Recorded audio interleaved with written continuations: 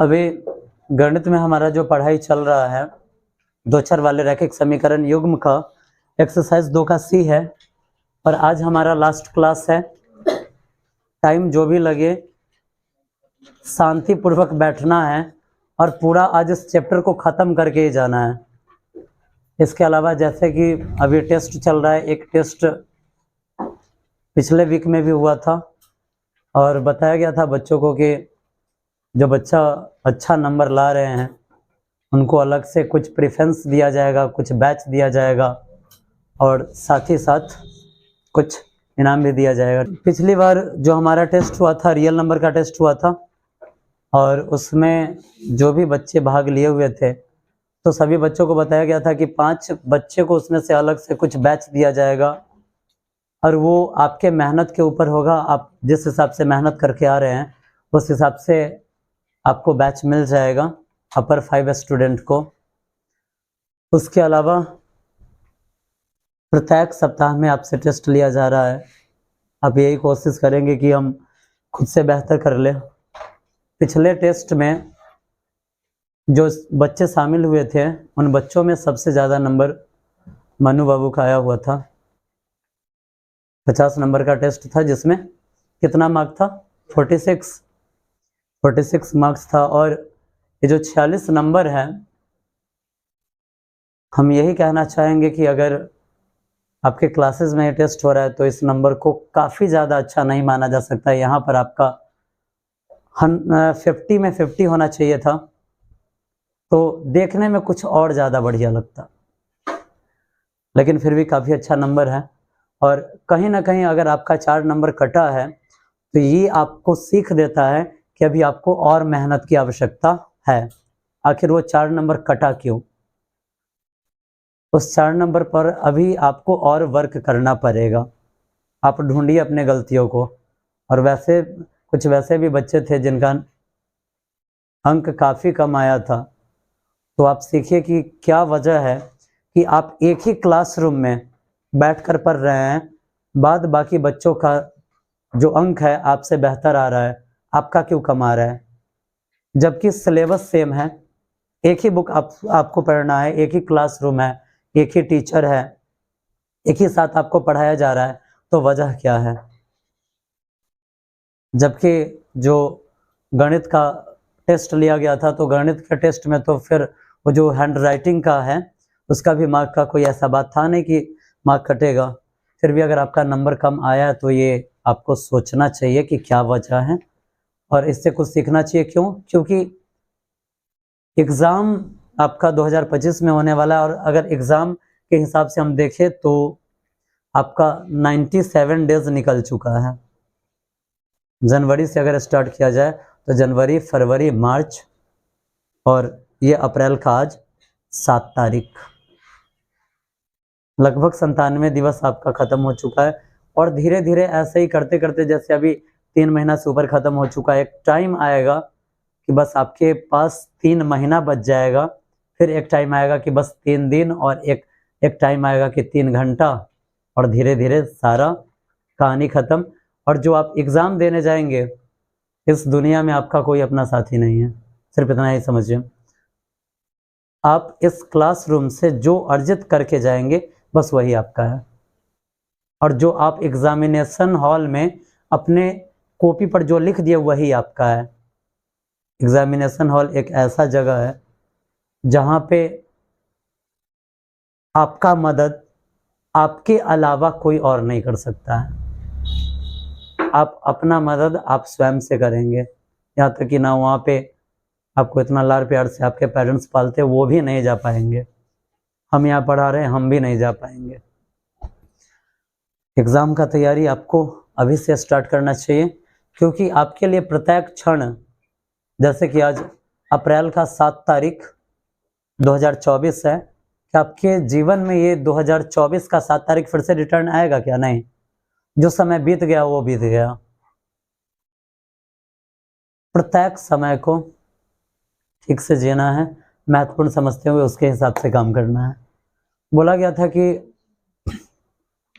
जो बच्चे अच्छा करेंगे यहाँ पे उनको एक छोटा सा तोहफा भी दिया जाएगा और एक बात आप समझिए कि जो उपहार बच्चों को दिया जाता है वो छोटा हो या बड़ा हो ये मैटर नहीं करता है।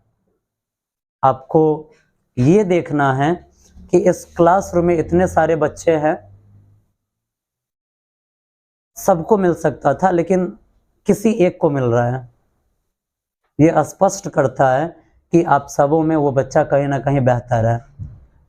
आप नेक्स्ट डे आप मेहनत कीजिए, हो सकता है कि उनसे बेहतर आप बनकर दिखाएंगे, हो सकता है आप उनके बराबर में आ सकते हैं, ठीक है। क्योंकि किसी क्लास में एक साथ बैठकर पढ़ने का एक और मतलब होता है कि मन में पढ़ाई का भावना जागृत होना। अगर आप घर पे अकेले बैठकर पढ़ रहे हैं तो कोई कंपटीशन ही नहीं होगा। अगर आप क्लास में बैठकर पढ़ रहे हैं तो आपको ये सोचना चाहिए कि हम बेहतर करें। और ये जो कंपटीशन होता है, प्रत्येक बच्चों के अंदर ये कंपटीशन की भावना होनी चाहिए। आप देख रहे हैं जैसे कि आप लोगों को पढ़ाया जाता है, जब भी नागरिक आपको पढ़ाते हैं तो बोलते हैं कि लोकतांत्रिक सरकार में विभिन्न दल होना आवश्यक है। अगर भारत में एक ही कोई पार्टी होती तो भारत का विकास नहीं हो पाता। अनेक सारी पार्टियां हैं जो जीते हुए पार्टियों का क्या करती है, बुराई करती है, उससे मांग करती है और जिससे भारत डेवलप होता है। ऐसे अगर आप खुद को डेवलप करना चाह रहे हैं तो फिर आपको भी मेहनत करना पड़ेगा और हमेशा ये सोचना पड़ेगा कि हम एक दूसरे से आगे निकले। और अगर ये भावना आपके अंदर नहीं है तो आज के दौर में और आज के समय के हिसाब से आप नहीं हैं, ठीक है। चलिए, मन्नू बाबू का टेस्ट में बढ़िया रिजल्ट आया था तो हम मन्नू बाबू को बुलाएंगे, यहाँ पे एक छोटा सा उपहार है उनको देंगे। और चूंकि मन्नू बाबू यहाँ के नए स्टूडेंट हैं, 9th क्लास में उन्होंने कहीं और क्लास लिया था, 10th क्लास में यहाँ पर वो क्लास ले रहे हैं, तो हम उनसे कुछ बातें भी पूछना चाहेंगे कि क्या वो यहाँ क्लास कर रहे कहीं और से क्या उनको भिन्न मिला है। जो सारी बातें आप लोगों के सामने होगी और आप लोग देखिए। आइए मन्नू बाबू।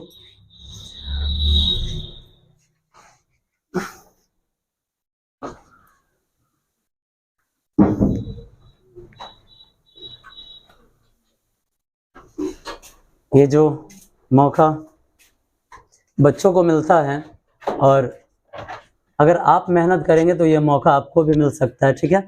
जो बच्चा इसमें प्रत्येक सप्ताह में आपसे टेस्ट लिया जा रहा है, आप अगर मेहनत करते तो ये मौका आपको भी मिल सकता है।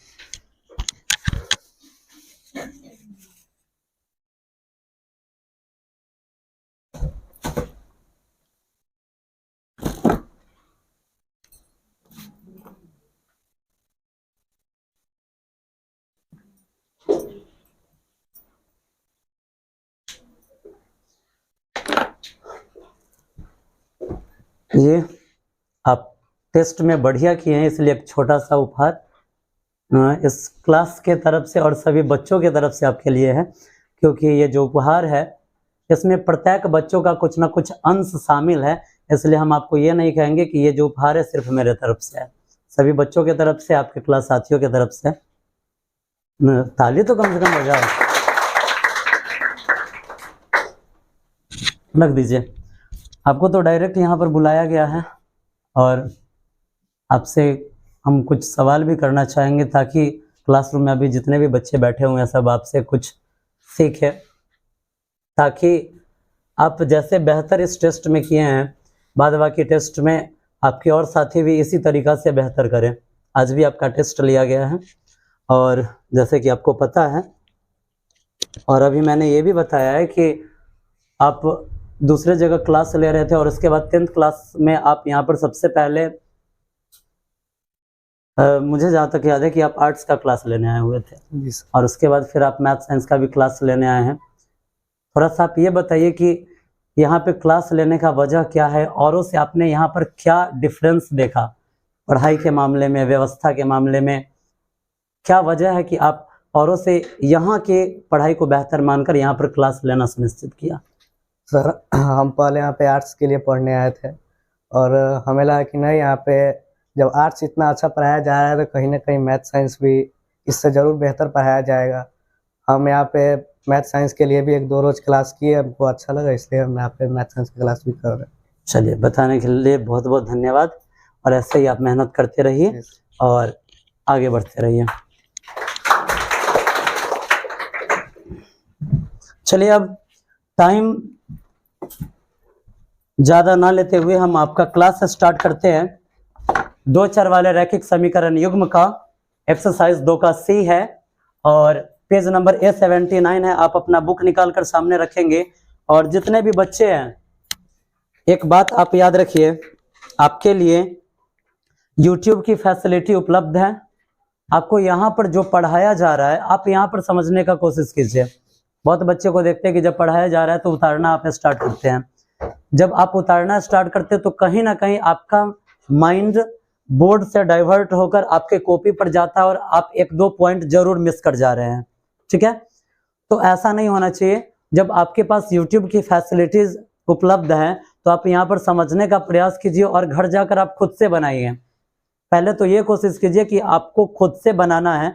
अगर नहीं बन पा रहा है तो फिर आप YouTube का उपयोग कीजिए, और अगर आप YouTube का उपयोग करते हैं तो कहीं ना कहीं उस प्रश्न को दोबारा समझने का मौका मिलेगा और कुछ ना कुछ बेहतर आप जरूर समझ पाएंगे। चलिए स्टार्ट करते हैं। इस चैप्टर में हम 14 तक हम प्रश्न पढ़ चुके हैं।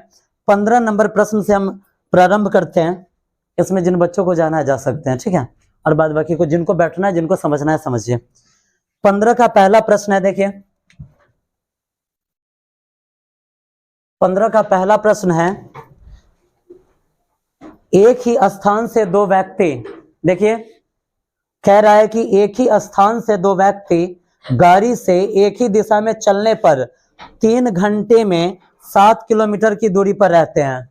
देखिए यहाँ पे प्रश्न समझिए, कह रहा है कि एक ही स्थान से दो व्यक्ति गाड़ी से एक ही दिशा में चलने पर 3 घंटे में वो 7 किलोमीटर की दूरी पर रहते हैं, जबकि विपरीत दिशाओं में चलने पर 300 किलोमीटर की दूरी पर हो जाते हैं। तो उनकी गाड़ियों की चाल क्या है? सबसे पहले आप यहां समझिए, एक स्थान है, ठीक है, ये एक स्थान है जहां से दो व्यक्ति चलना प्रारंभ करता है। ठीक है, कितना व्यक्ति चलना प्रारंभ करता है? 2 व्यक्ति चलना प्रारंभ करता है। जरा देखिए प्रश्न बिल्कुल इजी, आपको 100% समझ में आएगा। जब दो चर वाले रैखिक समीकरण जब हम दो चर वाले रैखिक समीकरण युग्म पढ़ते हैं तो प्रत्येक प्रश्न में कितना कंडीशन दिया जाता है? 2 कंडीशन दिया जाता है। इसमें भी 2 कंडीशन आपको दिया जाएगा और प्रत्येक कंडीशन में एक चीज सिमिलर है, क्या? तो टाइम। ठीक है, प्रत्येक कंडीशन में टाइम सिमिलर है और टाइम कितना दिया गया है? 3 घंटा। प्रश्न क्या कह रहा है कि एक बिंदु से 2 व्यक्ति चलना प्रारंभ करता है। ठीक है, एक व्यक्ति यहां, दो व्यक्ति गाड़ी से चलना प्रारंभ करता है। ठीक है, 2 व्यक्ति गाड़ी से चलना प्रारंभ करता है तो एक व्यक्ति यहां पर पहुंचता है और एक व्यक्ति यहां पे पहुंचता है। ठीक है, ये आप देख रहे हैं, एक व्यक्ति यहां पर पहुंच रहा है और दूसरा व्यक्ति यहां पे पहुंच गया। टाइम कितना लगा? 3 घंटा। टाइम में कोई चेंजिंग नहीं आने वाला है। अब कह रहा है कि इनके बीच जो ये डिस्टेंस है, यहां से जो डिस्टेंस है ये कितना किलोमीटर है? 7 किलोमीटर है। यानी कि एक व्यक्ति दूसरे व्यक्ति से 7 किलोमीटर आगे निकल जाता है। इससे स्पष्ट हुआ कि जो व्यक्ति स्पीड में गाड़ी चला रहा होगा वो आगे निकल गया होगा और जो व्यक्ति धीरे गाड़ी चला रहा होगा वो कहाँ रह गया होगा? पीछे रह गया होगा। ठीक है, समझने में कोई दिक्कत? टाइम फिक्स है, एक व्यक्ति ये है, हम क्या करते हैं कि दोनों का कुछ नाम ले लेते हैं या पहला व्यक्ति और दूसरा व्यक्ति हम मान लेंगे। ठीक है, क्योंकि वो गाड़ी से यात्रा कर रहा है इसलिए कोई नाम भी मानना उचित नहीं है। अब चलिए दूसरा कंडीशन में क्या कह रहा है? तो दूसरा कंडीशन में यही कह रहा है कि स्थान तो यही है, लेकिन क्या हुआ, एक आदमी इधर जाना सुनिश्चित किया और दूसरा आदमी इधर। ठीक है, एक आदमी गाड़ी लेकर इधर की तरफ निकलता है और दूसरा आदमी गाड़ी लेकर इधर की तरफ निकलता है। समय कितना देर है? 3 घंटा ही है।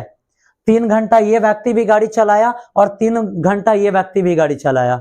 अब इस दोनों व्यक्तियों के बीच जो दूरी थी वो दूरी कितनी हो गई? 300 किलोमीटर। कितना दूरी हो गया? 300 किलोमीटर। अब प्रश्न कह रहा है कि बताइए पहला व्यक्ति जो गाड़ी चला रहा है उसकी चाल क्या है और दूसरा व्यक्ति जो गाड़ी चला रहा है उसकी चाल क्या है। ठीक है, प्रश्न को एक बार और समझाते हैं। 3 घंटा का टाइम फिक्स किया गया है जिसमें 2 व्यक्तियों को एक ही तरफ गाड़ी चलाने के लिए कहा गया। जब ये 3 घंटा का टाइम खत्म हुआ और उनके द्वारा तय की गई दूरियों को मेजरमेंट किया गया तो देखा गया कि जो पहला व्यक्ति है वो दूसरा व्यक्ति से 7 किलोमीटर कहाँ रह गया है, पीछे रह गया है, या फिर ये जो दूसरा व्यक्ति है पहला व्यक्ति से 7 किलोमीटर आगे निकल गया, यानी कि दोनों के बीच डिफरेंस कितना किलोमीटर का था, 7 किलोमीटर का था। ये पहला कंडीशन है।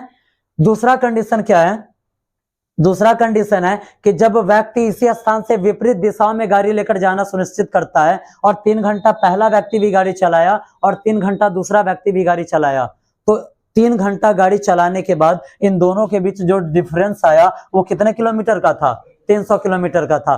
तो प्रश्न यही पूछ रहा है कि बताइए पहला व्यक्ति कितना स्पीड में गाड़ी चला रहा था और दूसरा व्यक्ति कितना स्पीड में गाड़ी चला रहा था। ठीक है, चलिए देखिए प्रश्न बिल्कुल इजी है, अगर आप समझेंगे तो 100% आपको समझ में आ जाएगा। ठीक है, इसमें 2 व्यक्ति है, लिख रहा है कि एक ही स्थान से 2 व्यक्ति गाड़ी से एक ही दिशा में, चलिए हम लिखेंगे यहां पर माना के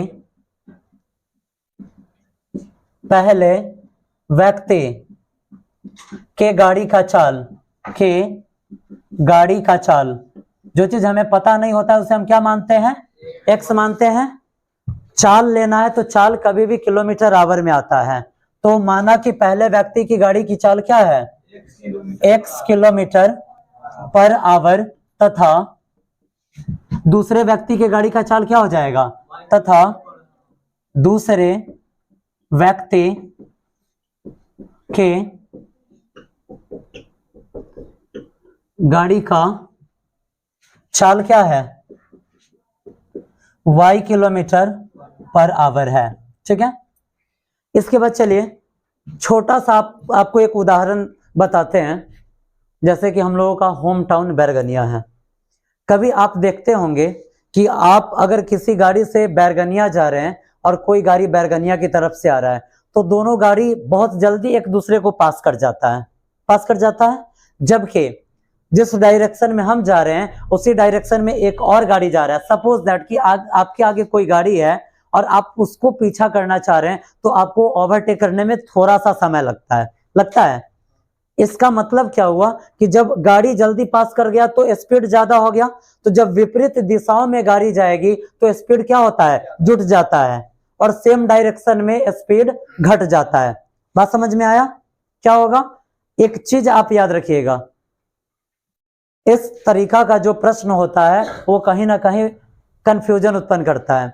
आप एक प्रश्न पढ़े हुए हैं नाव वाला में आपको पढ़ाया गया है कि अगर धारा की दिशा में व्यक्ति तैर रहा है तो चाल जुटता है, वहां पे क्या है, तो वहां पे जल है, लेकिन अभी हम बात कर रहे हैं थल का। ठीक है, तो यहाँ पे ठीक उसके उल्टा हो जाएगा, जब डायरेक्शन अपोजिट हो तो चाल जुटेगा और जब डायरेक्शन एक हो तो चाल क्या हो जाता है, घट जाता है। बात समझने में कोई दिक्कत? जब डायरेक्शन सेम हो तो चाल घटेगा और डायरेक्शन अपोजिट हो तो क्या हो जाएगा, चाल जुट जाएगा। ठीक है, समझने में किसी को कुछ दिक्कत नहीं ना? कहने का मतलब यही हुआ कि अगर यहाँ आप देखिए जरा, आप यहाँ समझिए, आप देख रहे हैं कि यहाँ पर डिफरेंस कितना किलोमीटर का आया और यहाँ पर कितना आ गया, दोनों में कौन सा वैल्यू ज्यादा है, किसका वैल्यूएशन ज्यादा है, 300 किलोमीटर का। यानी कि आप देख रहे हैं जब आप थल पे जा रहे हैं यहाँ पर जो डिफरेंस आया 300 किलोमीटर का, इससे एक ही चीज साबित होता है कि यहाँ पे चाल जुटेगा। चाल ज्यादा हुआ है तब तो ज्यादा दूरी तय कर पाया है, और यहाँ पर जब सेम डायरेक्शन में जाएगा तो चाल क्या हो जाएगा, जब सेम डायरेक्शन होगा तो चाल घटेगा और विपरीत डायरेक्शन में चाल जुटेगा। कब? जब बात किया जाए सड़क का, और जब पानी का बात किया जाए तो सेम हम उल्टा कर देंगे। ठीक है, जब डायरेक्शन विपरीत हो तो चाल घट जाएगा और जब डायरेक्शन सेम हो तो चाल जुट जाएगा। समझने में कुछ दिक्कत नहीं ना? चलिए बढ़ाते हैं प्रश्न को आगे।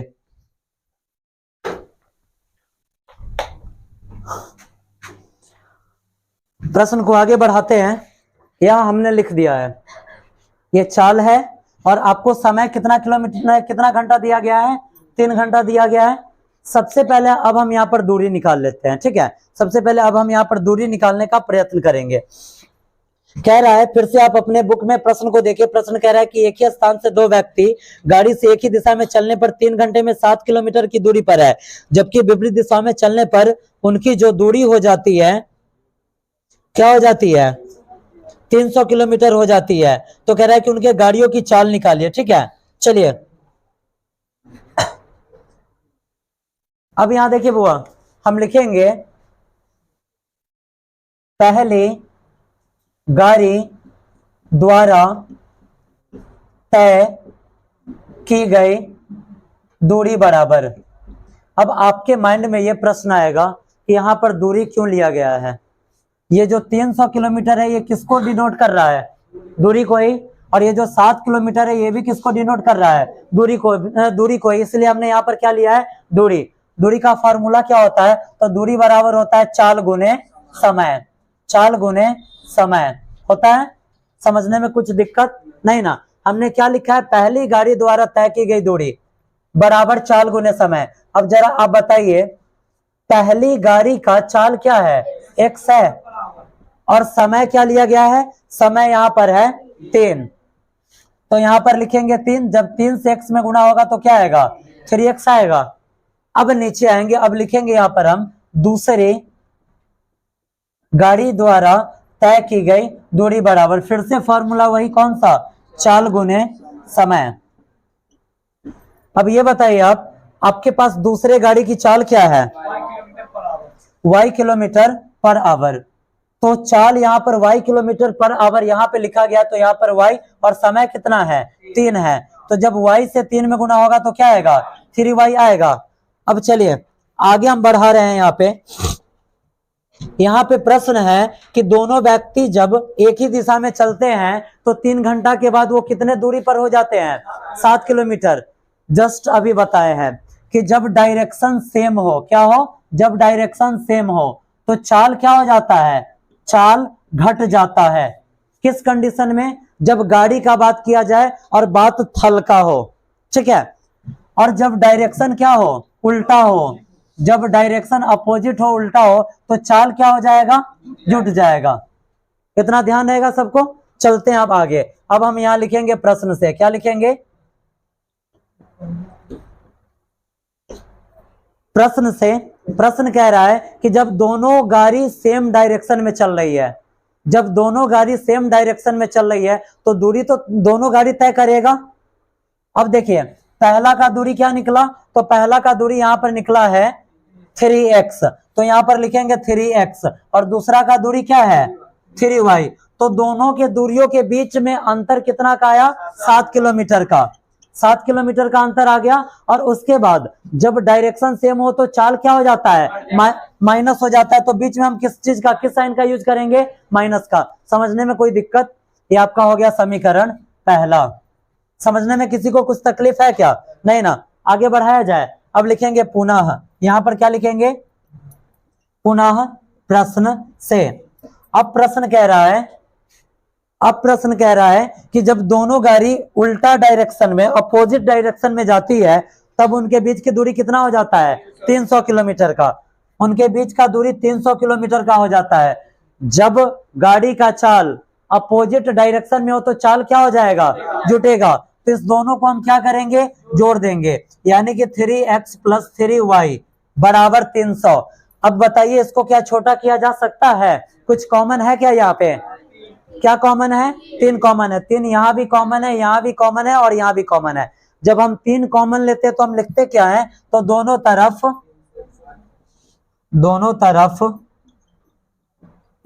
3 से भाग देने पर। ठीक है, आगे बढ़ाया जाए। जब 3 से हम यहां पर भाग देंगे तो 3 से 3 कैंसिल, x बचा, प्लस 3 से 3 कैंसिल, y बचा। और यहां पर 3 से अगर 300 में भाग देते हैं तो 100 आएगा। ये आपका आ गया समीकरण दूसरा। इसको साफ कर दे। अगर किसी बच्चा को ये समझने में दिक्कत होगा तो आप वीडियो को थोड़ा सा बैक करेंगे और इस पॉइंट को आप फिर से समझ लेंगे। जब हमें समीकरण पहला और दूसरा दोनों प्राप्त हो जाता है तो उसके बाद हम क्या करते हैं, उसके बाद हम लिखते हैं समीकरण 1 एवं 2 से, समीकरण 1 एवं 2 से। ठीक है, इसको आगे बढ़ाया जाए। जब हम आगे बढ़ाएंगे तो हमारे पास समीकरण 1 है 3x - 3y के बराबर में 7, और दूसरा समीकरण है x + y बराबर में 100। अब बताइए जरा यहाँ पे किसे बराबर किया जाना चाहिए, y वाले को। क्यों? क्योंकि एक y वाला माइनस में और दूसरा y वाला प्लस में है। बराबर करने के लिए ऊपर गुणे 1 और बराबर करने के लिए नीचे गुणा 3। ये कैसे आया? तो फिर से इसको समझा दिया जाए, और ये आपको हमेशा समझाया जाता है कि जब हम y वाले को बराबर करेंगे तो निचका y के गुणांक से ऊपर में गुना और ऊपर का y के गुणांक से नीचे में गुना कर देना है। ठीक है, आगे बढ़ाया जाए। जब हम आगे बढ़ाएंगे तो 1 से अगर 1 से टोटल में गुना किया जाता है तो ये 10 का 10 रह जाएगा, और 3 से इसमें गुना कीजिए। जब आप 3 से गुना करते हैं, लग क्या रहा है कि यहाँ पे कॉमन ना ही लेना बेहतर था, एक स्टेप वो बढ़ गया है। ठीक है, क्यों? क्योंकि यहाँ पर फिर से वही चीज आ गया, प्लस में जब 3 से y में गुना करेंगे तो 3y के बराबर में 300। ठीक है, अब सीधे काट दीजिएगा फिर भी चलेगा, लेकिन यहाँ पर एक स्टेप आपको बता दिया गया है ताकि बाद बाकी प्रश्नों में ये आपके लिए हेल्पफुल हो जाए। चलिए, 3y से 3y कैंसिल हो गया। क्यों? क्योंकि एक प्लस में था और दूसरा माइनस में। अब 3x और 3x कितना हो जाएगा? 6x के बराबर में। आप यहाँ पर देखिए 300 और 7 कितना हुआ? 307। अब x का मान कितना आएगा? तो 307 बट्टा में क्या आ जाएगा? 6। क्या 6 से इसमें भाग लगेगा? नहीं। जरा आप आंसर मैच कीजिए कि आपका आंसर बट्टा में या पूर्णांक में दे रहा है क्या? दे रहा है। चलिए, तो अब फिर हम आगे बढ़ते हैं। अब क्या लिखेंगे? हम लिखेंगे x का मान, ए बाबू, x का मान समीकरण किसमें रखने पर? किसमें रखा जाए, 1 में या 2 में? 2 में। समीकरण 2 में रखने पर आप देखिए आपका समीकरण 2 क्या है? तो आपका समीकरण 2 है x प्लस वाई के बराबर में 100 है। वैल्यू किस चीज का आया हुआ है? x का। x का वैल्यू क्या है? तो 307 बट्टा 6। तो 307 बट्टा 6 प्लस y के बराबर में 100 है। जब हम इसको उधर ले जाएंगे तो y बराबर 100, इसके नीचे 1 और माइनस में 307 बट्टा में 6 लिख सकते हैं क्या? अब आप देखिए ये भी स्टेप बट्टा में, ये भी बट्टा में, और बीच में घटाओ, तो ये क्या हो गया? बट्टा पर का घटाओ। जब हम बट्टा पर का घटाव बनाएंगे तो सबसे पहले क्या करना होता है? नीचे वाले का एलसीएम। 1 और 6 का एलसीएम 6। 1 से 6 में भाग देंगे 6 मरतबे, और 6 से 100 में गुना होगा तो 600, और माइनस 6 से अगर 6 में भाग देते कितना मरतबे, और 1 से जब 307 में गुना होगा तो 307। जरा आप क्या कीजिए, अब इसको माइनस कीजिए तो देखिए y का वैल्यू क्या आता है? 10 में से 7 गया, कितना? 10 में से 7 गया तो 3। 9 में से 0 गया तो 9, और यहाँ पर क्या बच गया? 5। 5 में से 3 गया तो 2। 293 बट्टा 6। समझने में कोई तकलीफ नहीं ना? इधर वाले को इरेज कर दे इसको। चलिए, अब आगे बढ़ा रहे हैं। अब आपको लिखना क्या है? तो अब आपको लिख देना है अतः पहली गाड़ी की चाल बराबर। अब हम लिखेंगे यहाँ पे कितना है? अतः पहले व्यक्ति के गाड़ी का चाल बराबर। पहले व्यक्ति के गाड़ी का चाल आपने क्या लिया था? x kilometre per hour. x kilometre per hour. आगे बढ़ाएंगे, x का वैल्यू क्या आया हुआ है? 307 बट्टा 6। जरा आप देखिए ये आंसर है क्या? ये नहीं होगा तो पूर्णांक में होगा। 307 किलोमीटर पर आवर। अब अगर इसे हमें पूर्णांक में लाना है तो कैसे लाएंगे? तो 307 में 6 से कर देंगे भाग। जरा आप इधर देखिए, अब देखिए यहाँ पे 6 पंचे 30 कट गया, 7 उतारेंगे, 6 एकम 6 घटाएंगे 1। पूर्णांक कैसे लिखा जाता है? जिन्हें नहीं लिखने आता है वो समझ लीजिए। नीचे वाले को ऊपर, ठीक है, ये जो राइट साइड में है राइट साइड वाले को लेफ्ट साइड, और बट्टा में जो नीचे लिखा हुआ है उसको नीचे लिख देंगे। समझने में कोई दिक्कत है? कैसे? नीचे वाले को ऊपर, राइट साइड वाले को लेफ्ट साइड, और जो नीचे उसे नीचे लिख देना है किलोमीटर पर आवर। क्या है? आगे देखिए, अब ये तो पहले व्यक्ति के गाड़ी का चाल निकला, अब आपको दूसरे व्यक्ति के गाड़ी का भी चाल निकालना है। अब लिखेंगे तथा दूसरे व्यक्ति के गाड़ी का चाल बराबर, आपने दूसरे व्यक्ति के गाड़ी का चाल क्या लिया था, y किलोमीटर पर आवर। अब आप देखिए आपके पास y का वैल्यू क्या आया हुआ है, 293/6 किलोमीटर पर आवर। अगर इसको भी पूर्णांक में लाना हो तो कैसे लाएंगे, तो 293 में नीचे वाले से भाग दीजिए, तो 6 चौका 24, घटाएंगे कितना आया 5 3। अब देखिए 6 8 48, घटाएंगे कितना आया 5। फिर से कैसे लिखना है, तो नीचे वाले को ऊपर, राइट साइड वाले को लेफ्ट साइड, और जो नीचे है उसे नीचे, किलोमीटर पर आवर। एक आपका ये आंसर है और दूसरा आंसर आपका ये है। ठीक है, समझने में किसी को कुछ दिक्कत, पूरा प्रश्न को बिल्कुल स्टेप वाइज समझाया गया है। अगर आपको कहीं कुछ कंफ्यूजन हुआ होगा तो आप वीडियो को थोड़ा सा बैक करेंगे और फिर से पूरे प्रश्न को आप समझ सकते हैं। ठीक है, 15 का प्रश्न बनेगा आपसे, 15 में चाल पर आधारित ही प्रश्न है। चलिए, जिस प्रश्न का हमने अभी चर्चा किया था जल और थल में अंतर करके, कि जब थल का बात किया जाए और डायरेक्शन सेम हो तो चाल घटता है और डायरेक्शन अपोजिट हो तो चाल जुटता है, लेकिन जब हम जल का बात करेंगे, जब नाव आ जाएगा तो यही चीज उल्टा हो जाता है। जब डायरेक्शन उल्टा हो तो चाल घटेगा और डायरेक्शन एक जैसा हो, एक दिशा में हो तो चाल क्या हो जाएगा, जुट जाएगा।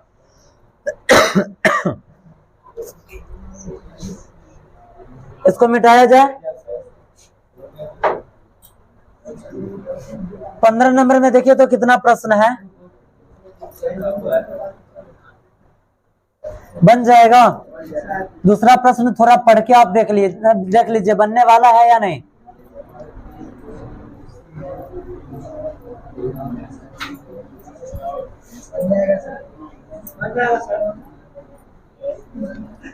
बिल्कुल इजी प्रश्न है।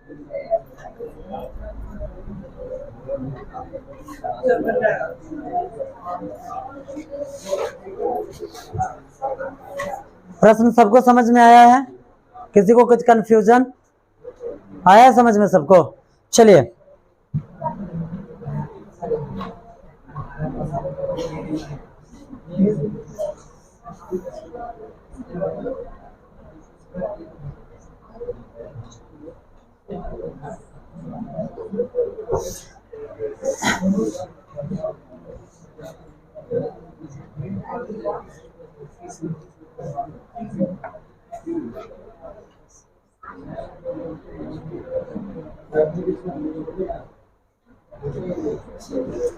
अगला प्रश्न आप देखिए, 15 का दूसरा प्रश्न बनेगा आपसे।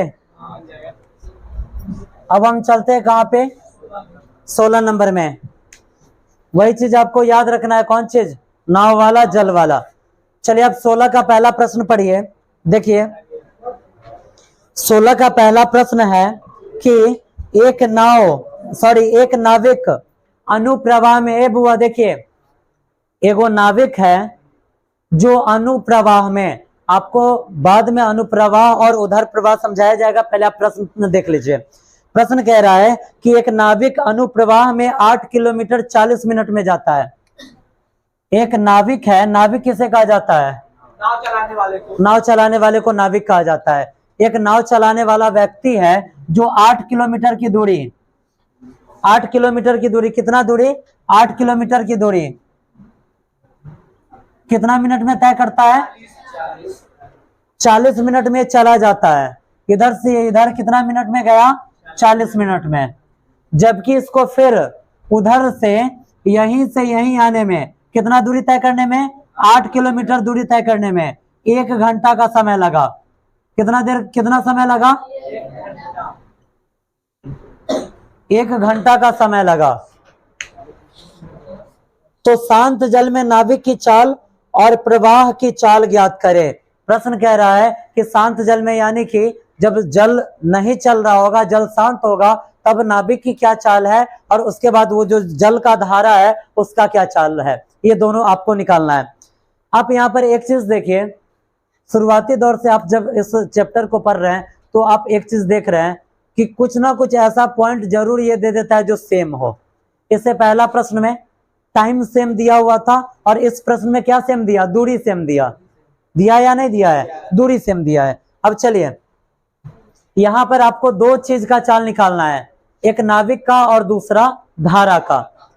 अब अनुप्रवाह क्या होता है और उधर्व प्रवाह क्या होता है, इतना आप समझ लीजिए सबसे पहले, ताकि आगे का प्रश्न आपसे बन जाए, इजिली आप बना लें। अनुप्रवाह का मतलब होता है कि जिस दिशा में धारा बह रहा है उसी दिशा में हम भी जाएंगे। धारा के दिशा में जब कोई नाविक या कोई व्यक्ति जाता है तो उसे अनुप्रवाह कहा जाता है, और जब कोई व्यक्ति धारा के उल्टा दिशा में जाए, यानी कि पानी उत्तर से दक्षिण की तरफ बह रहा है और हम दक्षिण से उत्तर की तरफ जाएंगे, तो वो क्या हो जाता है, उधर्व प्रवाह हो जाता है। ठीक है। और चाल क्यों घट जाता है ये समझिए। तो अगर पानी का डायरेक्शन उत्तर से दक्षिण की तरफ है और हम दक्षिण से उत्तर की तरफ जाएंगे, तो पानी उधर से बह के आ रहा है और हम इधर से तैरते हुए जा रहे हैं, तो पानी हमको कुछ ना कुछ पीछे की तरफ धक्का देगा। यही कारण है कि वहां पर चाल क्या हो जाता है, घट जाता है। और जब हम पानी के दिशा में तैरेंगे तो कुछ हमारी गति होगी और कुछ पानी का गति होगा, इसलिए दोनों गति जुट जाता है। समझने में किसी को कोई दिक्कत नहीं। आगे बढ़ाया जाए। यहां पर आपको दो चाल निकालना है, किसका, तो एक नाविक का, और दूसरा चाल आपको निकालना है किसका, तो दूसरा चाल आपको निकालना है धारा का। हमें इस दोनों में से किसी का भी चाल पता नहीं है, यही वजह कि हमें क्या करना पड़ेगा, दोनों का चाल मानना पड़ेगा। हम यहां पर लिखेंगे माना के नाविक का चाल x किलोमीटर पर आवर तथा धारा की चाल क्या है, y किलोमीटर पर आवर है। ठीक है। अब चलिए इसको आगे बढ़ाते हैं। सबसे पहले आप यहां पर ये देखिए, आपने चाल किस चीज में माना है, किलोमीटर पर आवर में। आवर का मतलब क्या होता है, आवर का मतलब होता है घंटा, लेकिन यहां पर जो समय दे रहा है ये समय दे रहा है मिनट में, 40 मिनट। आपने जो चाल माना है आपका चाल घंटा में है, लेकिन प्रश्न में क्या दे रहा है, मिनट दे रहा है। तो सबसे पहले आपको क्या करना होगा, इस मिनट को घंटा में बदलना होगा। एक ही घंटा में है ना, दूसर का मिनट में है, तो इसको तो घंटा में बदलना होगा ना। अब चलिए घंटा में कैसे बदला जाता है, तो लिखेंगे चूंकि 40 मिनट बराबर 40 बट्टा, जब क्या करना होता है आप याद कीजिए, जब मिनट को घंटा में बदलना हो तो हम भागा 60 करते हैं, और जब घंटा को मिनट में बदलना हो तो गुणे 60 करते हैं। याद रखिएगा, जब मिनट को चेंज करना हो किस चीज में, घंटा में, तो भागा 60, क्या, भागा 60। और जब घंटा को चेंज करना हो किस चीज में, मिनट में, तब क्या करेंगे, तब करना है गुणा 60। समझने में कोई दिक्कत, इस पॉइंट को आप याद रखेंगे।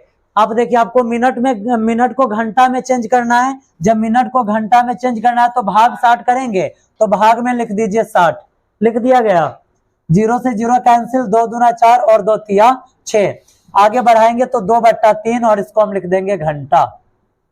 समझने में कोई दिक्कत, यानी कि हमारे पास ये जो 40 मिनट दिया गया था उसको जब हमने घंटा में चेंज किया तो 2/3 घंटा उसका मान आया है। ठीक है।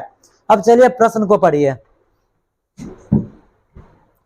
अब यहां पर आप देखिए हमें किसके अकॉर्डिंग इस प्रश्न को बनाना है, तो आप यहां पर इस प्रश्न को बनाने के लिए दो काम कर सकते हैं।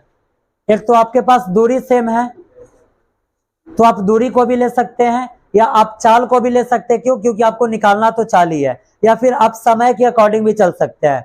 आप किसी भी अकॉर्डिंग चलिए, आपका प्रश्न का जवाब सेम ही आएगा। हम समय के अकॉर्डिंग चलकर इस प्रश्न को बनाते हैं। अब हम क्या लिखेंगे यहाँ पर, हम यहाँ लिखेंगे अनुप्रवाह में,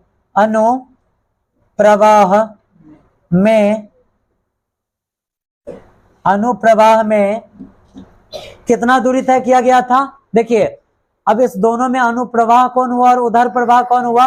जहां पर समय कम लगा वो अनुप्रवाह हुआ और जहां पर समय ज्यादा लग गया वो उधर प्रवाह हो गया। ये हुआ आपका अनुप्रवाह और ये आपका क्या हो गया?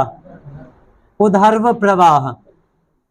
उधर्व प्रवाह का मतलब होता है उल्टा डायरेक्शन और अनुप्रवाह का मतलब होता है सीधा तो नहीं होता है, एक डायरेक्शन होता है। ठीक है, चलिए अनुप्रवाह में 8 किलोमीटर दूरी तय करने में लगा समय बराबर। समय का फॉर्मूला क्या होता है बाबू? दूरी बट्टा चाल। दूरी बट्टा चाल, दूरी बट्टा चाल हो गया। समझने में कोई दिक्कत नहीं ना? देखिए अगर आपका ध्यान वाकई में बोर्ड पर जमा हुआ है तो कंफ्यूजन नाम का चीज भी उत्पन्न नहीं होगा और आप ये कभी सोचिएगा भी नहीं कि ये चीज कहां से आया है। लेकिन वही अगर आपका ध्यान भटकता है तो बराबर यही कहते हैं कि सावधानी हटी दुर्घटना घटी। और ये ऐसा दुर्घटना है जिसका क्षतिपूर्ति जिंदगी में भी नहीं हो सकता है। अगर इस दुर्घटना के वजह से अगर आपके मार्कशीट पर कुछ इम्पैक्ट पड़ता है तो जिंदगी में भी उस दुर्घटना का भरपाई हो सकता है? नहीं। इसीलिए जब भी अगर आप पढ़ रहे हैं चाहे वो कोई भी सब्जेक्ट हो, दुर्घटना को तो निमंत्रण ही मत दीजिए। ठीक है, चलिए आगे बढ़ते हैं। इस पॉइंट को मिटा दिया जाए। अगर जिनको समझने में दिक्कत होगा आपके पास वीडियो है ही, आप बैक करके देख लेंगे। जरा ये बताइए, जस्ट अभी बताए हैं अनुप्रवाह का मतलब होता है सेम डायरेक्शन, होता है ना, और उधर प्रवाह का मतलब होता है उल्टा डायरेक्शन। उससे भी सिंपल सा चीज है कि जब जल का बात आएगा तो आप देख लीजिए टाइम कहाँ कम लगा है। जहां पर टाइम कम लगा वो हो गया अनुप्रवाह और जहां पर टाइम अधिक लगा ये आपका हो गया उधर प्रवाह। जरा देखिए अनुप्रवाह में समय कितना लगा है और जब हमने 40 मिनट को घंटा में चेंज किया तो क्या आया? 2/3 घंटा आया है। इस समय का मान हमने यहाँ लिखा है, थोड़ा इधर करके लिख रहे हैं ताकि यहाँ पर मत लिखिए और इधर कर लीजिए, यहाँ पे लिखते हैं। ठीक है, समय का मान हम यहाँ पे लिख रहे हैं। समय 2/3 घंटा है के बराबर में दूरी बताइए कितना दूरी तय किया गया है? 8 किलोमीटर। जरा अभी आप ये बताइए कि जब अनुप्रवाह का बात किया जाता है तो चाल जुड़ता है या घटता है? जुड़ता है। अनुप्रवाह में चाल जुटा है तब तो समय कम लगा है। ठीक है, अनुप्रवाह में चाल जुड़ता है तो पहल का चाल है x और दूसर का चाल क्या है? y। दोनों को हम क्या करेंगे? जोड़ दें। जब इस दोनों को हम जोड़ेंगे और बराबर के दोनों तरफ संख्यात्मक मान है तो क्या होता है? क्रॉस मल्टीप्लाई, कैचिया गुना। 2 से x में गुना करेंगे 2x, 2 से y में गुना करेंगे 2y, बीच में प्लस का प्लस और आगे बढ़ाएंगे 8 तेरी 24। ये आपका हो गया समीकरण पहला। इसको भी हम छोटा कर सकते हैं 2 से भाग देकर, लेकिन फिलहाल नहीं करेंगे। ठीक है, अब चलते हैं, यहाँ पर लिखेंगे पुनः। क्या लिखेंगे? पुनः। अब दूसरा शर्त कह रहा है कि अब जो है वो किधर गया है? अनुप्रवाह में गया है और फिर अब वो अनुप्रवाह में जाकर उधर से उधर्व प्रवाह में लौटेगा। ठीक है, यानी कि उल्टा डायरेक्शन हो जाएगा। जब उधर से लौट रहा है तो जब इधर से सेम डायरेक्शन है तो उधर से तो उल्टा डायरेक्शन होगा ना। जब हम कहीं पर अगर सपोज दैट कि अगर हम यहाँ से हम अपने होम टाउन बैरगनिया जा रहे हैं, अगर यहाँ से बैरगनिया पश्चिम की तरफ है, अगर हम पश्चिम की तरफ जाएंगे तो जब भी हम लौटेंगे तो हमें पश्चिम से किस दिशा में लौटना होगा? पूरब में लौटना होगा। ऐसे ही जब अगर अनुप्रवाह में गया है तो उधर प्रवाह में ही लौटेगा और अगर उधर प्रवाह में जाएगा तो फिर लौटेगा किधर? अनुप्रवाह में ही लौटेगा। ठीक है, अब चलिए यहाँ पर लिखेंगे पुनः उधर्व प्रवाह में 8 किलोमीटर दूरी तय करने में लगा समय बराबर। समय का फॉर्मूला फिर से बोलिए, दूरी बटा चाल। ठीक है, आगे बढ़ाया जाए। अब देखिए उधर्व प्रवाह में समय कितना है? 1 घंटा है तो 1 लिख दिए और बट्टा में हम क्या लिख सकते हैं? के बराबर में दूरी कितना तय किया गया है और उधर प्रवाह में चाल जुटता है या घटता है? तो पहलका का चाल है x और दूसरका का चाल क्या है, y है। और आपको पता है कि उधर प्रवाह में चाल घटता है तो घटा दिए। जब बराबर के दोनों तरफ संख्यात्मक मान हो तो क्या किया जाता है, कैचिया गुना होता है ना। कैचिया गुना आप कीजिएगा तो 1 से x में गुना हुआ x, 1 से y में गुना हुआ y, बीच में माइनस है तो माइनस, और 8 है कम 8। ठीक है, ये आपका हो गया समीकरण दूसरा। हो गया। जब आपको दोनों समीकरण मिल जाए तो आप काम कौन सा करते हैं, समीकरण 1 एवं 2 से। समीकरण 1 एवं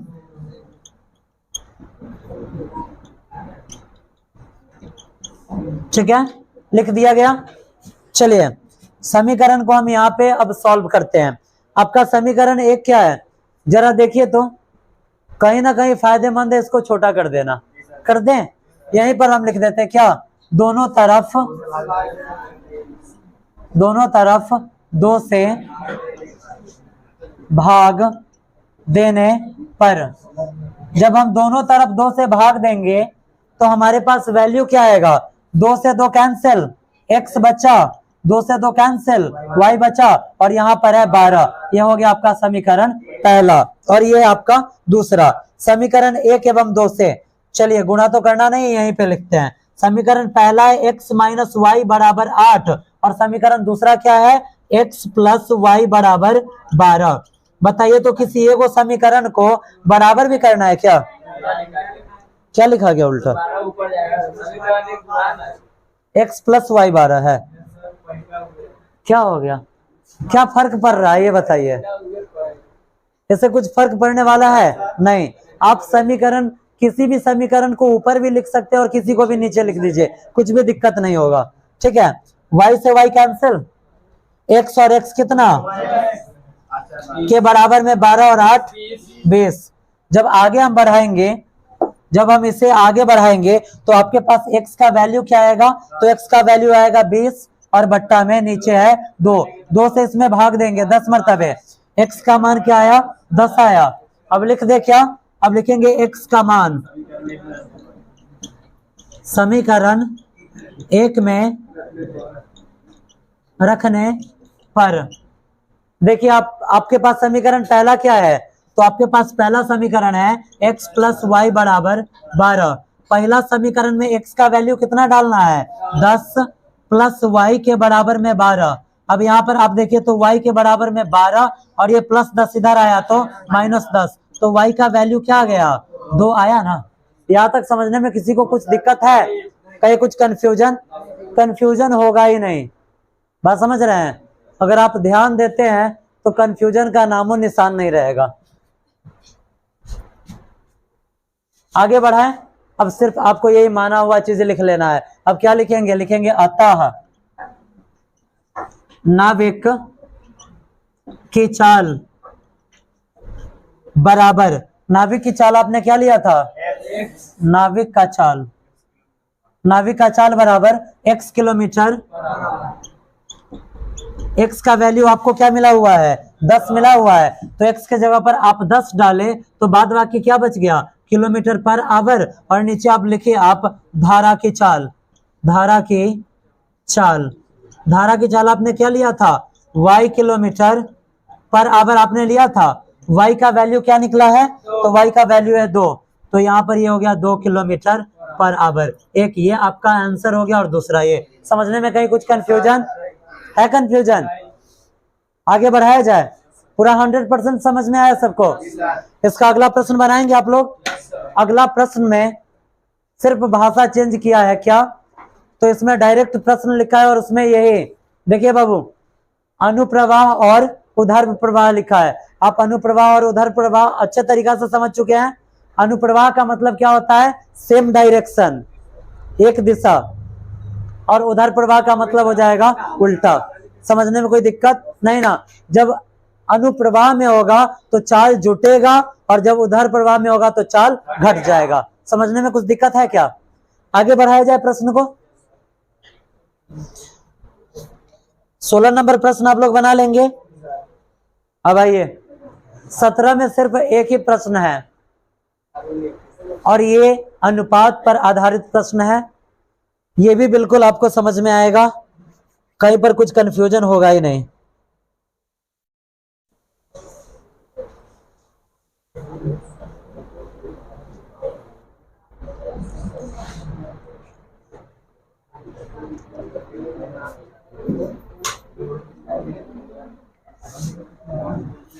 इरेज कर दे इसको।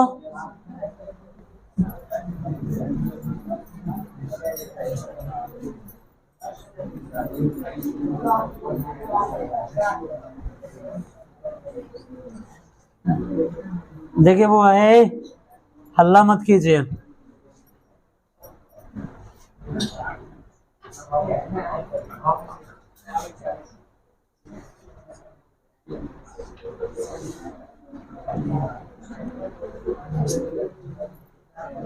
देखिए ए, जो गणित आपको पढ़ाया जा रहा है एग्जाम के दृष्टिकोण से ये सभी इम्पोर्टेंट है। जब बुक में पढ़ना है यानी कि सिलेबस के हिसाब से ये चीज है। बात आप समझ रहे हैं। दूसरी बात कि बार बार एक ही चीज आप लोगों को समझाया जा रहा है कि जब पढ़ाया जा रहा है तो आप अपना ध्यान बोर्ड पर केंद्रित रखिए। जब भी हम पीछे मुड़ रहे तो देख रहे एक दो बच्चा बात कर ही रहा है। जहां पर अगर आपका बात स्टार्ट होता है कंफ्यूजन वहीं पर चालू हो जाएगा। बात समझ रहे हैं।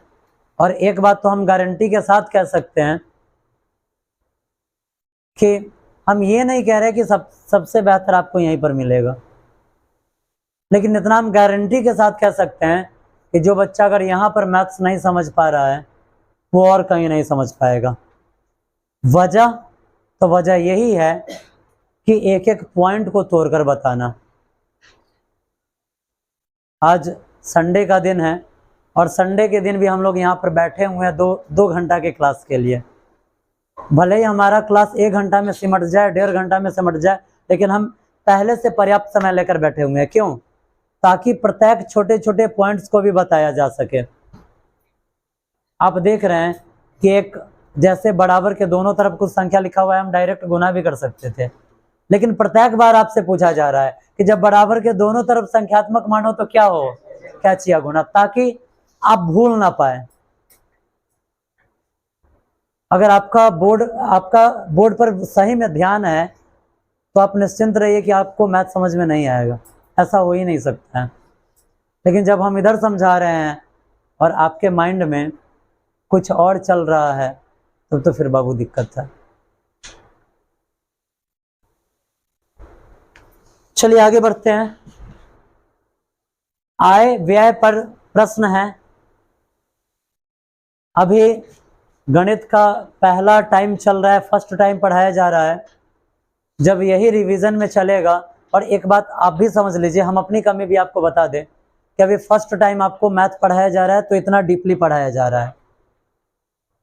रिवीजन में इतना डीपली नहीं हो पाएगा। रिवीजन में होगा क्या, तो हम डायरेक्ट आपको होमवर्क देंगे, आप करके लाइए, और ना तो इतना हम प्रॉब्लम बता पाएंगे और ना ही इतना स्टेप वाइज समझा पाएंगे। क्यों? क्योंकि वो काम हम ऑलरेडी एक बार कर चुके हैं। बात समझ रहे हैं। अगर आप इस क्लासरूम में बैठे हुए हैं तो आप यहां से जितना ज्यादा निचोड़ पा रहे हैं उतना ज्यादा आप निचोड़ लीजिए।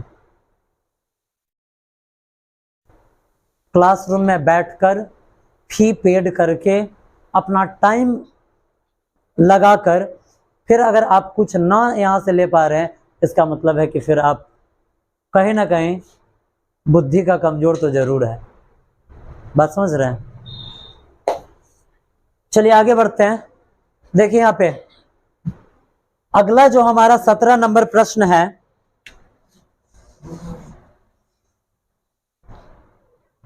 कह रहा है कि दो व्यक्तियों के आय का अनुपात। यहां पर दो व्यक्ति है। इसमें जो बच्चे आर्ट्स वाले आय और व्यय तो बढ़िया तरीका से समझ रहे हैं, क्योंकि इकोनॉमिक्स में उनको आय व्यय और बचत इतना ढंग से पढ़ाया गया है और उसके अलावा प्रोजेक्ट वर्क भी कराया गया कि उनको कभी कुछ कंफ्यूजन होगा ही नहीं। आय का मतलब होता है कि हम जो कमाए हैं, और व्यय का मतलब होता है हमने जो खर्चा किया है। ठीक है, हमको लग रहा है कि क्लास कुछ ज्यादा ही सीरियस हो चुका है। चलिए, कह रहा है कि दो आदमी है जिसका आय का अनुपात 9:7 है। अब आदमी कौन है? एगो है अकलेलवा और दूसर का है बकलेलवा। ठीक है, एक है अकलेलवा और दूसर का कौन है? बकलेलवा है। और दोनों के आय का अनुपात दे रहा है। क्या दे रहा है? आय का अनुपात। आय मतलब क्या होता है? कमाना।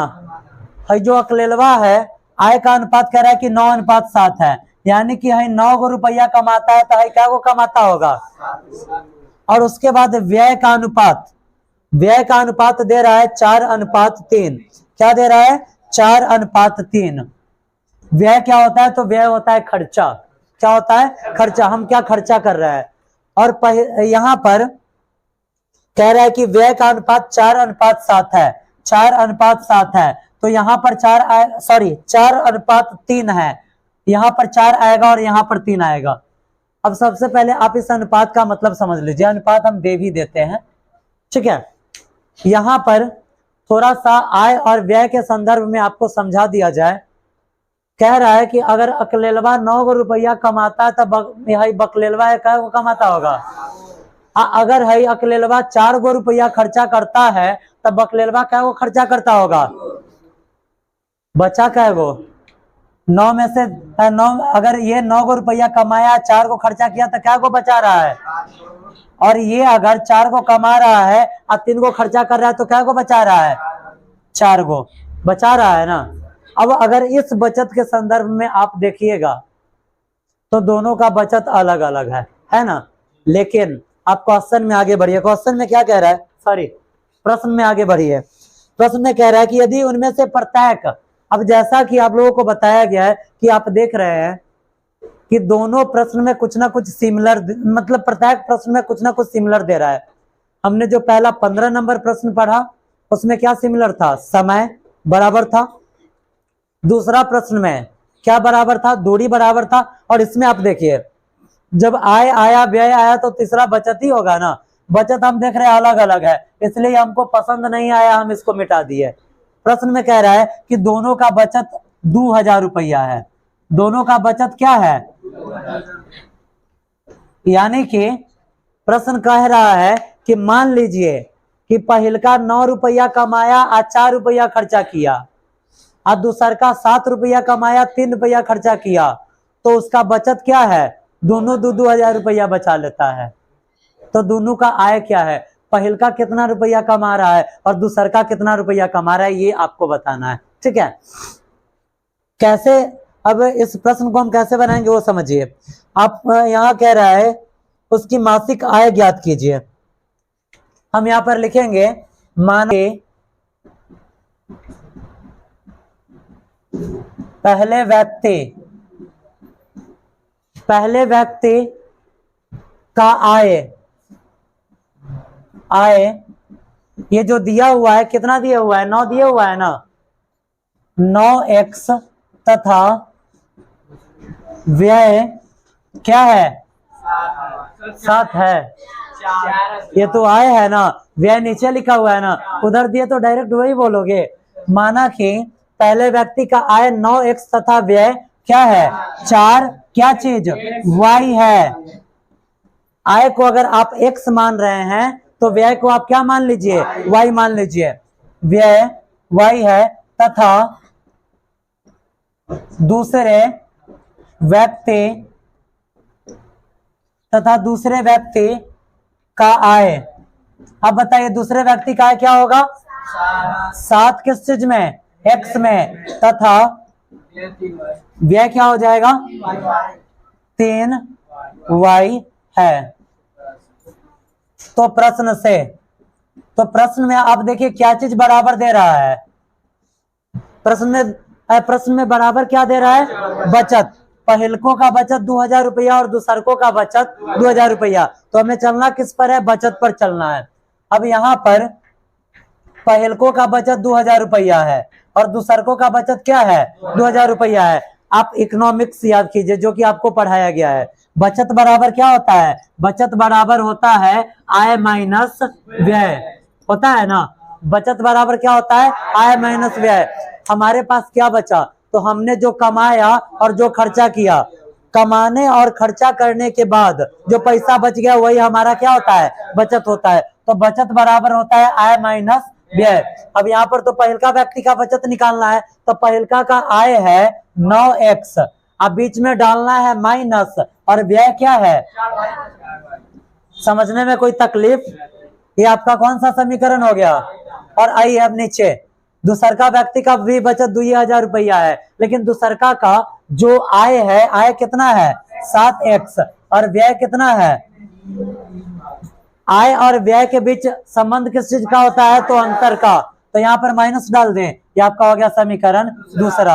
हो गया ना, इसको सॉल्व करना है। अब तो लिखना उखना कुछ नहीं है, डायरेक्ट यहाँ पर है। आप किसे बराबर करेंगे, एक्स वाले को या वाई वाले को, किसी को भी बराबर कर दे, किससे, वाई वाले को बराबर करें। वाई वाले को जब बराबर करना हो तो आपको क्या सिखाया गया है कि वाई के निचका गुणांक से ऊपरका में गुना और वाई के ऊपरका गुणांक से निचका में गुना। समझने में कोई तकलीफ है, पूरा समझ में आ रहा है या नहीं, कहीं कुछ कंफ्यूजन भी है, कंफ्यूजन है तो बोला कीजिए।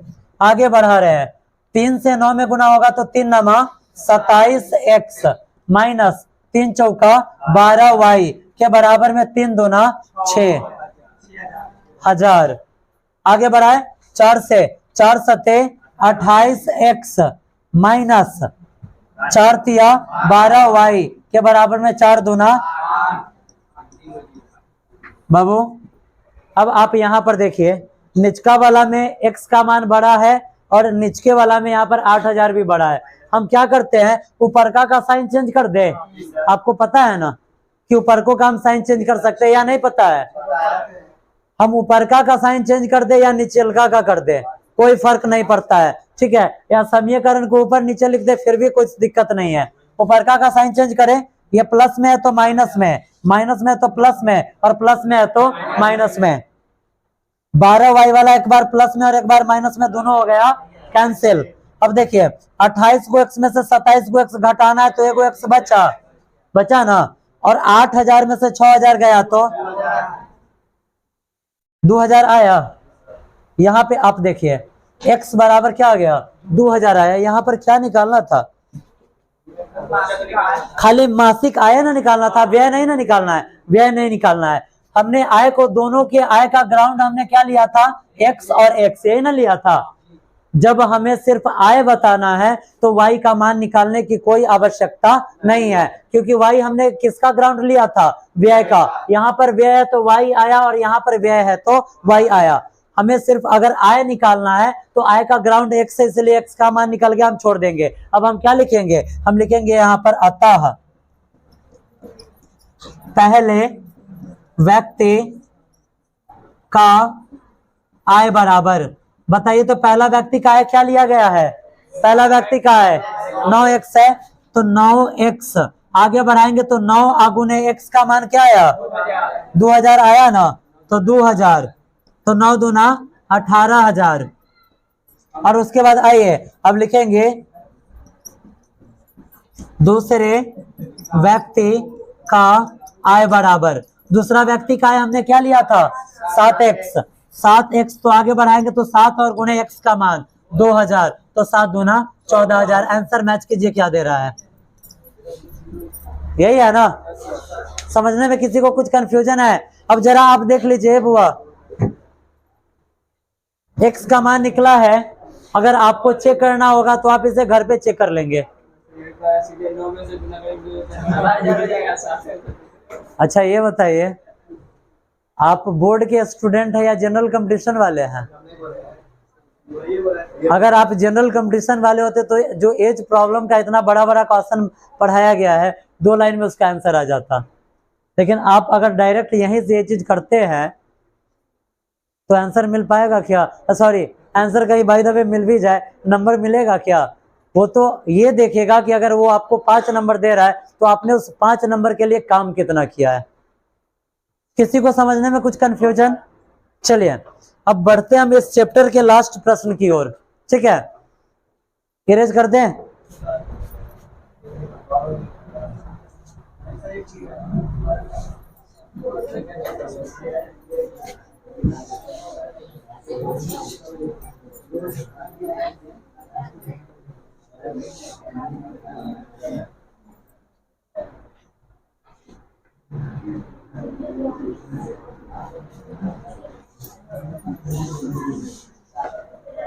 आ जाइए इधर देखिए, ए बाबू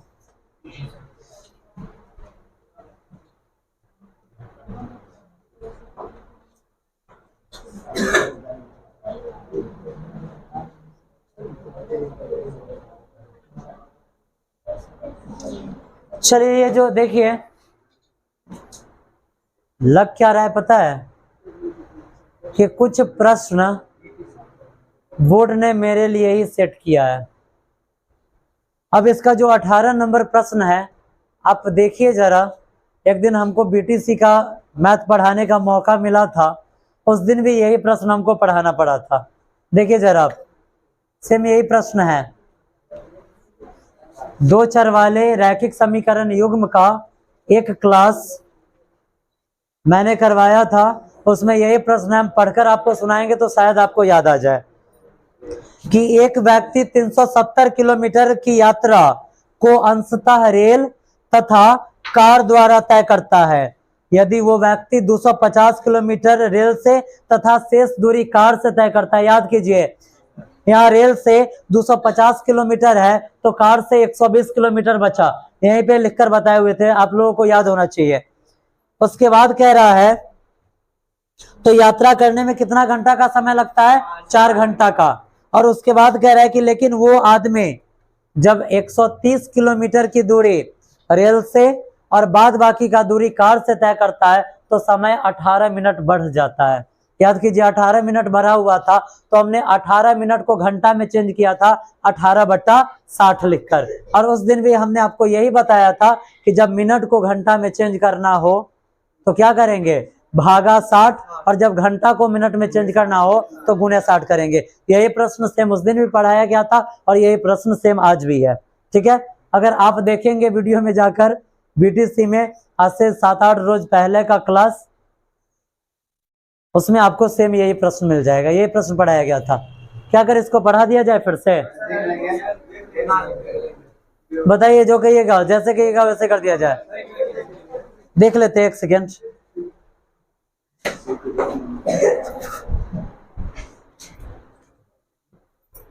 चेक कर लेते थोड़ा सा।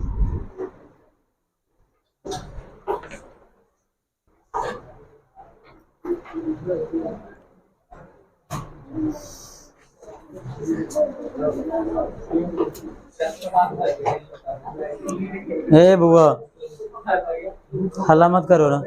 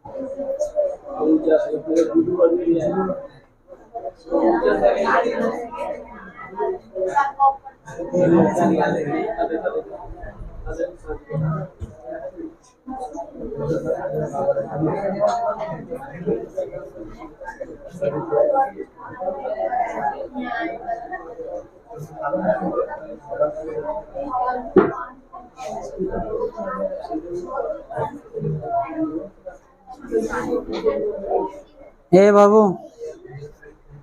थोड़ा सा अंतर है प्रश्न में।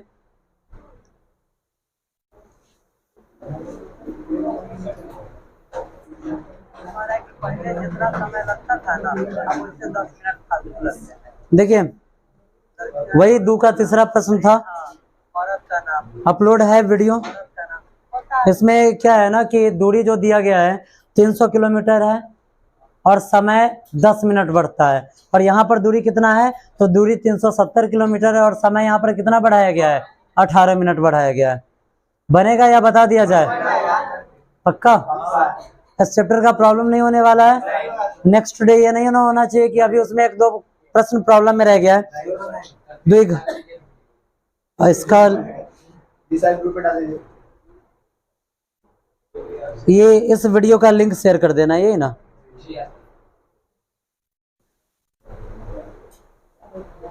ये 2 सप्ताह पहले डाला हुआ है यहाँ पे।